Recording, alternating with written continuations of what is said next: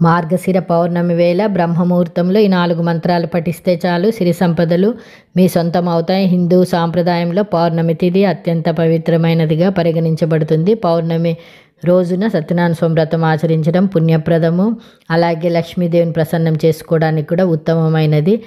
ఈ రోజున మనము కొన్ని పఠించవలసినటువంటి మంత్రాల గురించి తెలుసుకుందాము. పౌర్ణమి తిథి బ్రహ్మముహూర్తం దైవిక శక్తి కలిగి ఉంటుంది. ఆ ముహూర్తంలో మన మంత్రాలు చదివితే మనకి లక్ష్మీదేవి పరిపూర్ణ అనుగ్రహం ఉంటుంది. పౌర్ణమి తిథి డిసెంబర్ 4వ తేదీ 8:37 ప్రారంభమే డిసెంబర్ 5వ తేదీ 4:43కి ముగుస్తుంది. అంటే 4వ తేదీ ఉపవాసాలు అవన్నీ మనము ఆచరించాలి. పూర్ణిమ గురువారం బ్రహ్మముహూర్తంలో స్నానం నీటిలో కొన్ని తులసాకులు వేసుకొని ఆ నీటిని తలపై చల్లుకొని సూర్యుడికి నమస్కారం చేస్తే చాలా మంచిది. అలాగే బ్రహ్మముహూర్తంలో మనం పఠించవలసినటువంటి మంత్రాలు ఉదయం 4:19 నుంచి 4:58 మధ్య బ్రహ్మముహూర్తం ఉంటుంది. దీంట్లో లక్ష్మీదేవి మంత్రాలను పఠిస్తే సిరి సంపదలు కలుగుతాయని పండితులు.